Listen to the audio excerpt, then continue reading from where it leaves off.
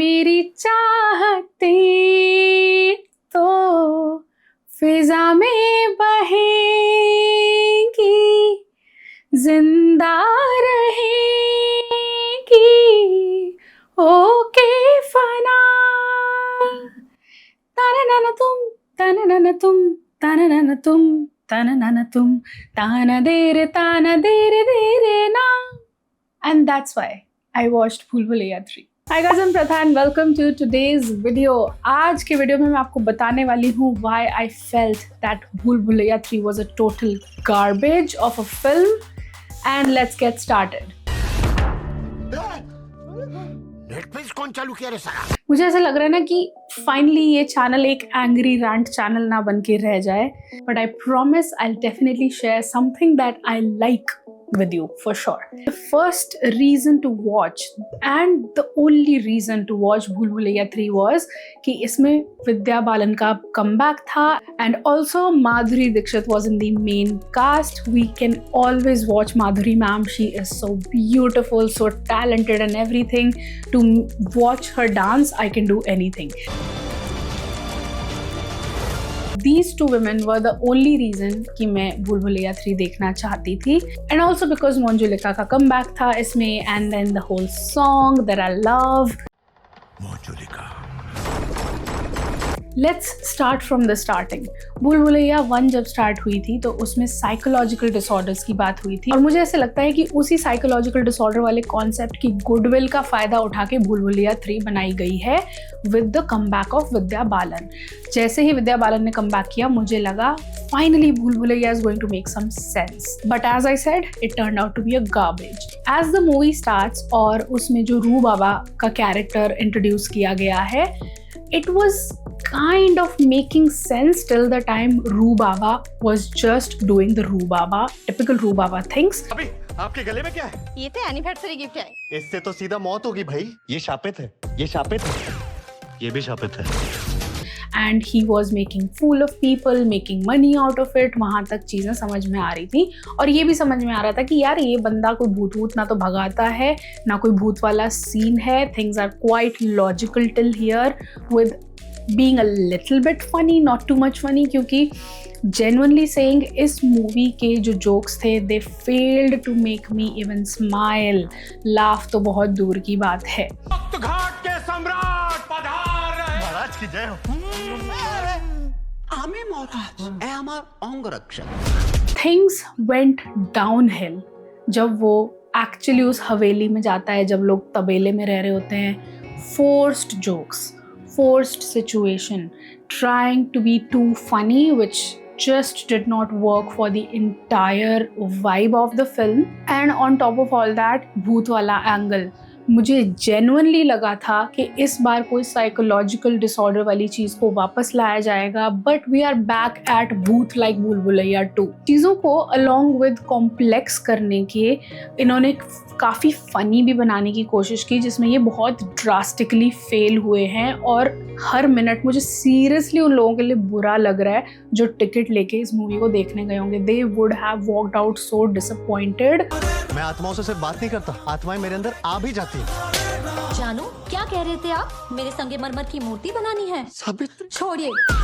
इतने ज़्यादा loop holes थे इस मूवी में, और कार्तिक आर्यन का और जो फीमेल लीड है उसका जो रोमांटिक एंगल वो कब डेवलप हो गया, किसी को समझ में आया? वो कब रोमांटिक हो गए, वो कब उनके इमोशन डेवलप हो गए? बस क्योंकि एक वो लड़का है उस एज ग्रुप का, एक वो लड़की है, तो भाई रोमांटिक एंगल सेट कर दो. बट उस रोमांटिक एंगल को डेवलप ही नहीं किया गया. बस सडनली एक गाना आया and now they are in love, they want to get with each other and marry each other, whatever. They are like highly committed to each other. वो वाली बकवास शुरू हो गई जिसको बिल्कुल डेवलप नहीं किया गया. मेरी प्रॉब्लम वहाँ पे है.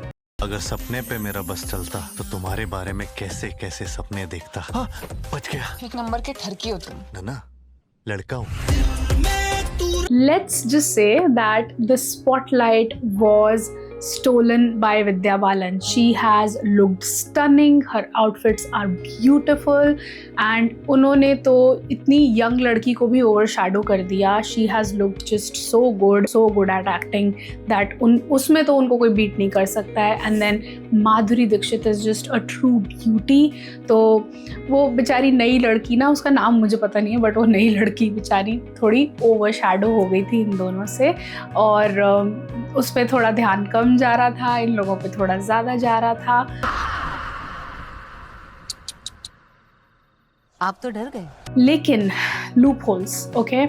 So there was this buyer that came to buy the Haveli. He came back for a bit as a ghost. वो वहाँ आया, उसने लोगों को डराया, उसके बाद वो कहाँ गया, कहाँ से आया था, वो कौन लेके आया था उसको, वो कुछ नहीं, फालतू के एकदम बिना सिर पैर के बस चीज़ों को फनी बनाने के लिए ऐसी चीज़ें उन्होंने उस मूवी में डाली हुई हैं. कोई सेंस नहीं है, कोई लॉजिक नहीं है, क्या हो रहा है, क्यों हो रहा है, कुछ नहीं पता. उस पे से जो 3 इन्होंने वो पंडित वाला कैरेक्टर और उसके साथ जो 2 कैरेक्टर इन्होंने एसोसिएट किए थे इस बार, वो तीनों की एक भी बात मुझे बिल्कुल भी फनी नहीं लग रही थी. मुझे मतलब हंसी नहीं आ रही थी यार. इससे ज़्यादा तो मैं भूल भुलैया 1 देख के हंस लूँगी, जबकि मैं उसको इतनी बार देख चुकी हूँ. बिल्कुल भी फनी नहीं था कुछ भी उनमें. कोनो राजकुमार नहीं है. राजकुमार का पा भी नहीं है. राजकुमार में पा कहाँ से आता है? पाखंडी में तो पा आता है. And then let's talk about Kartik Aaryan की एक्टिंग. पता नहीं ऐसा क्या सिर्फ मुझे ही लग रहा है, लेकिन Kartik Aaryan in this movie was trying to be Akshay Kumar. I'll show you a clipping. Manju, I'm coming for you. Akshay Kumar is Akshay Kumar. Akshay Kumar वाला जो वो एक डिलीवरी का, डायलॉग डिलीवरी का जो एक तरीका है, सरकास्टिक टोन है, वो उन्हीं पे अच्छी लगती है.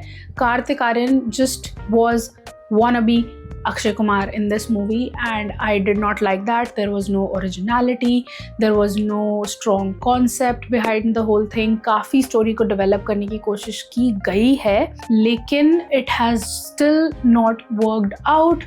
मुझे ऐसे लगा मैंने बैठ के अपने 2.5-3 घंटे वेस्ट कर लिए हैं, और मुझे इसकी बजाय, और मैं सच्ची बताऊँ आपको, ऑल्दो वो सिंघम वाली जो अभी लेटेस्ट मूवी आई है ना, मुझे तो नाम भी याद नहीं रहता, रिटर्न्स एंड 3 and 2 4 पता नहीं, याद नहीं रहता मुझे.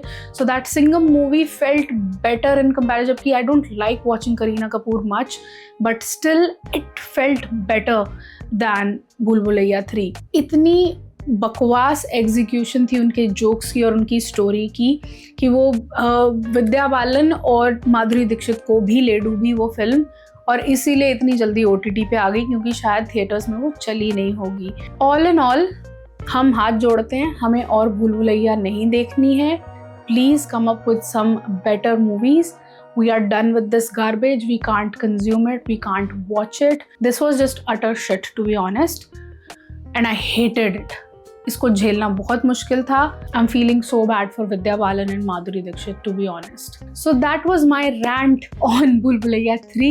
Let me know in comment section below और कौन सी movies या series आप चाहोगे कि मैं जिनको देखूं और उनके बारे में बात करूं. I have some good stuff coming up in the next video. I promise you that.